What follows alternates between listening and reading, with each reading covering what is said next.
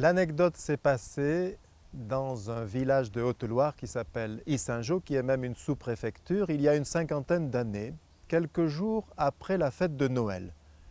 Monsieur le curé se rend à l'église qui est à 10 mètres du presbytère et en entrant dans l'église, ses yeux se portent sur la belle crèche qui a été aménagée face à la porte d'entrée et il s'aperçoit que le santon de l'enfant Jésus a disparu.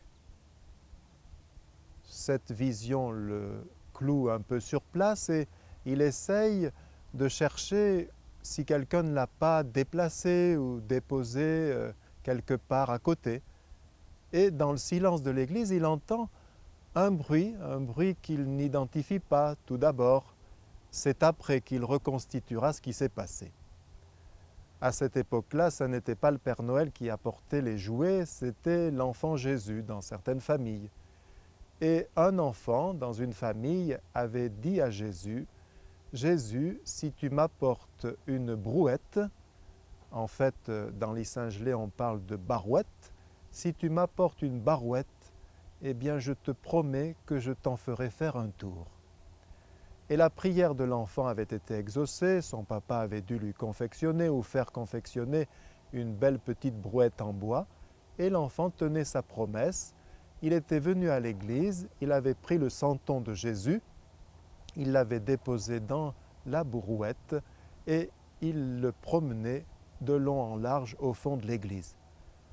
Puissions-nous saisir le mystère de l'incarnation avec autant d'acuité et de tendresse que cet enfant.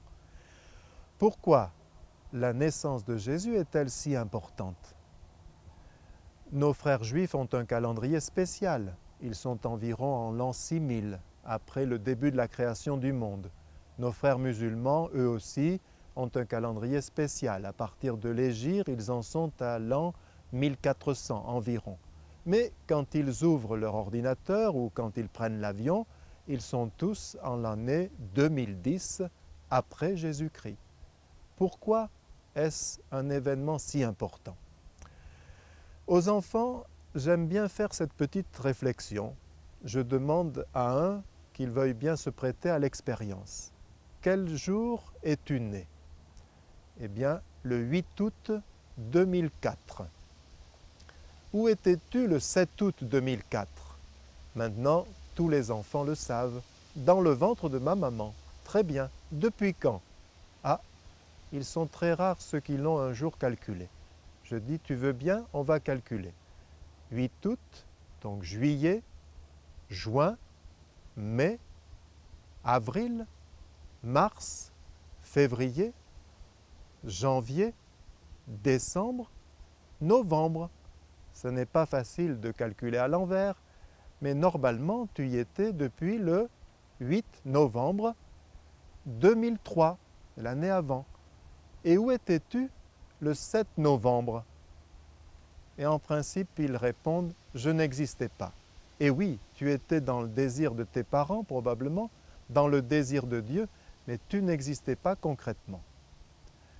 Jésus, on dit qu'il est né le 25 décembre parce qu'on ne le sait pas vraiment et qu'on a fixé sa date de naissance au solstice d'hiver parce qu'il est la lumière qui nous éclaire, il est le soleil levant qui nous apporte la clarté et il convenait tout à fait de fixer la date de sa naissance ce jour-là. Admettons qu'il soit réellement né le 25 décembre.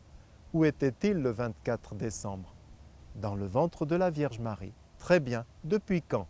Alors nous comptons aussi novembre, octobre, septembre, août, juillet, juin, mai, avril, mars.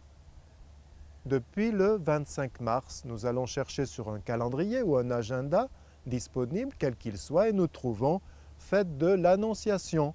Et là, les enfants réalisent la logique entre les deux fêtes. L'Annonciation de l'ange Gabriel à la Vierge Marie, il lui demande si elle veut bien porter l'enfant Dieu. Et où était Jésus le 24 mars? Il était en Dieu. Voilà la différence avec nous. Il était Dieu de toute éternité. Le 25 mars, Avant Noël, il n'y a pas eu création d'une nouvelle personne, corps et âme, comme pour nous. Il y a eu simplement une personne divine, éternellement existante, qui a pris chair, qui s'est incarnée, qui a été miniaturisée dans une chaîne d'ADN, tout comme chacun de nous, pour avoir visage humain. Jésus est la seule personne qui existait avant sa maman. Si vous ne le croyez pas, nous resterons bons amis, mais vous n'êtes pas chrétien. Un chrétien croit que Jésus existait avant sa maman et son papa. Un des cosmonautes qui a eu la chance de marcher sur la Lune, qui s'appelle, je crois, James Irwin, dit volontiers lorsqu'il a l'occasion de donner son témoignage, c'est extraordinaire de penser que l'homme ait pu marcher sur la Lune, mais c'est encore plus extraordinaire de réaliser que Dieu est venu marcher sur la terre.